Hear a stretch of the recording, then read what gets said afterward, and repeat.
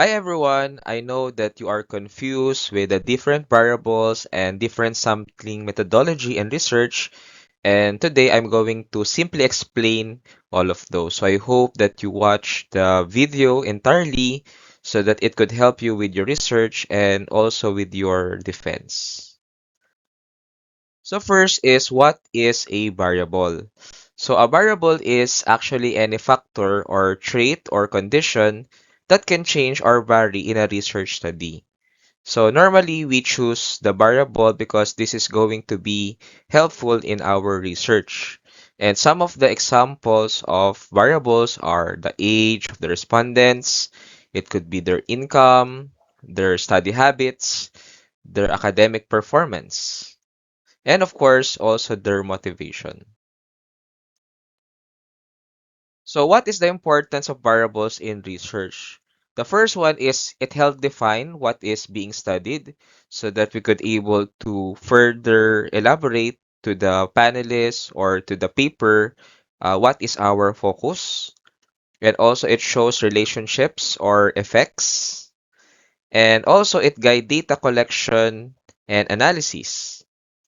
And also it help answer the research problem. So without variables, research has no clear direction. So there are types of variables. The first is actually the independent variable.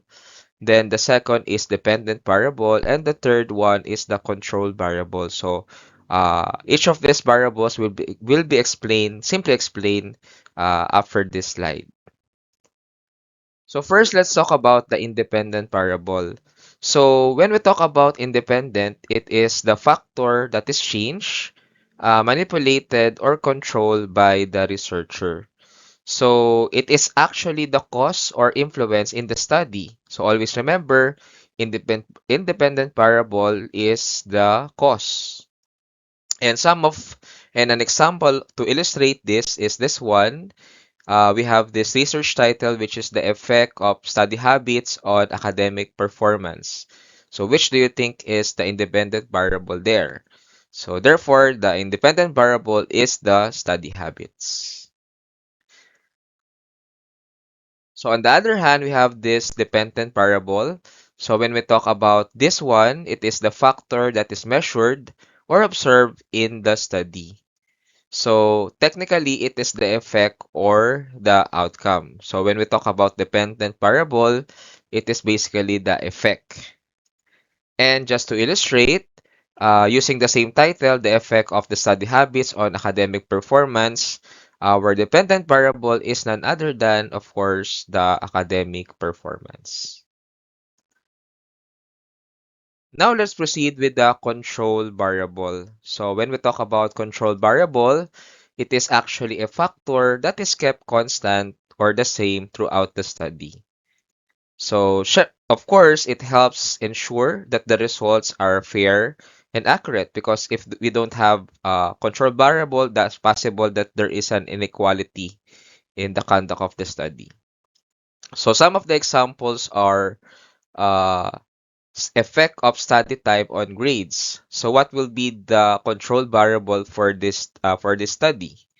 So we have the same subject, if that would be science, math, English, or if we will be, of course, we will be using uh, subjects related to college. It could be like that. Of course, the same teacher, or it could be the same professor, or the same school, and same grading system.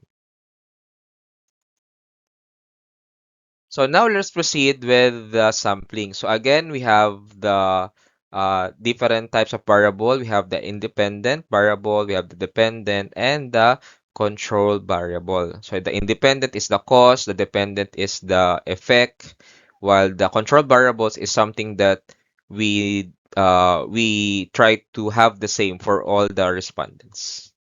So next is, what is sampling? So sampling is the process of selecting respondents or participants from a population to be included in a study. So in simple words, sampling is how you choose your respondents. So population versus sample. So when we talk about population, so the population is actually the entire group being studied. So to further illustrate, it could be all senior high school students in a school. So that is the population. On the other hand, the sample is the smaller group selected from the population. So to illustrate, it could be 100 senior high school students selected from the school. So why sampling is important? So studying the entire population is definitely difficult. And of course, it's going to save time, money, and effort.